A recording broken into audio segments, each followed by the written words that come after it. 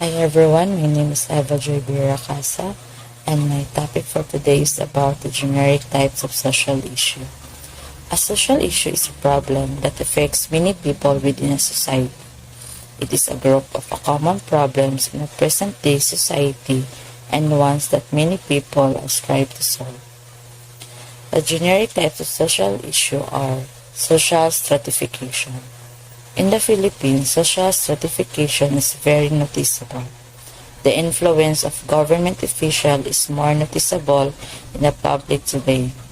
In Chinese, class stratification has transformed from a rigid status hierarchy under Mao to an open, evolving class system in the post-Mao period, while stratification in the United States refers to an equal distribution of resources among individuals.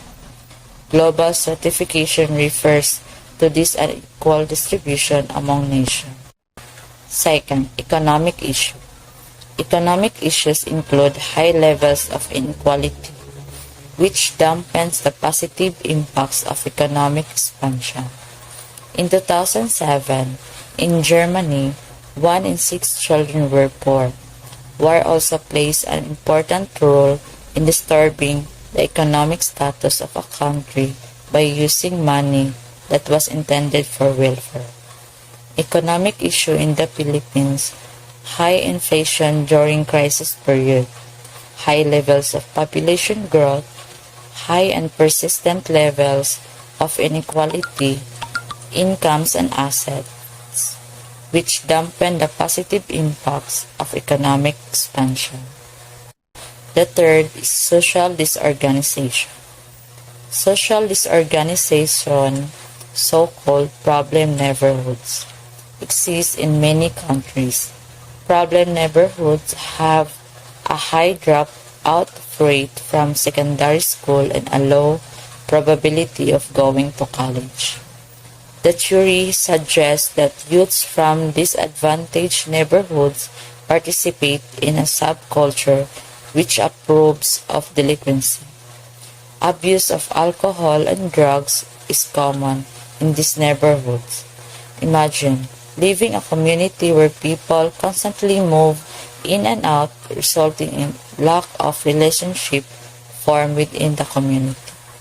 Next is public health. The Philippines is facing one of the worst COVID-19 outbreaks in Southeast Asia.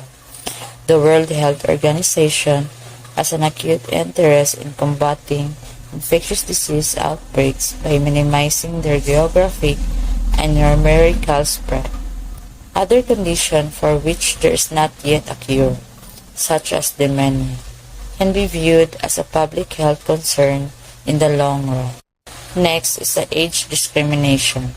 Systematic discrimination based on age is manifested in older persons' limited access to employment and social service in the Philippines.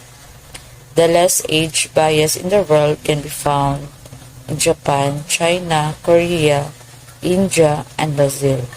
Age discrimination occurs when people do not allow old people into higher-ranking positions because of their age. Next, social inequality. Social inequality is the state or quality of being unequal. In the Philippines, income inequality is a major problem. More than a quarter of the country's population lives below the poverty line.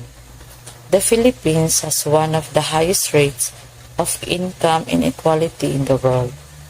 Inequality is the root of several social problems that occur when factors such as gender, disability, race, and age affect the way of a person is treated. Next is education and public school. Most Filipino children attend public school, which are funded by the government and free to attend. The quality of education at public schools remains poor. Classes are large, teaching materials is lacking, and teachers are poorly paid. As a result, social problems can be raised by an unequal distribution of funding between public schools, such as that seen in the United States. Next, work and occupation. Unemployment and underemployment are the Philippines' most important problem.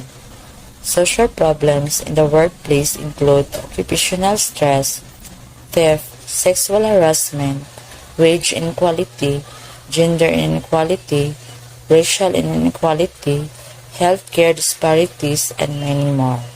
Between mass unemployment and poor working conditions, finding a job can be a challenge, particularly in low-income countries. In addition, common workplace issues that employees face include interpersonal conflict, communication problem, example gossip, bullying, harassment, discrimination, low motivation, and job satisfaction and performance issues. This is an environmental racism. The Philippines also suffers major human-caused environmental degradation, aggravated by a high annual population growth rate, including loss of agricultural lands, deforestation, and improper disposal of solid and toxic wastes. Environmental racism occurs when a particular place or town is subject to problematic environmental practices due to a racial and class components of that space. In general, there is more population, factories, dumping, etc. that are not seen in more affluent cities, such as those in Bangladesh. The last generic types of issue is the abortion debate. The abortion debate is the ongoing controversy surrounding the moral, legal, and the religious status of induced abortion. In English-speaking countries, the side involved in the debate are the self-described pro-choice and pro-life movements. Abortion in the Philippines is illegal. And that's all. Thank you.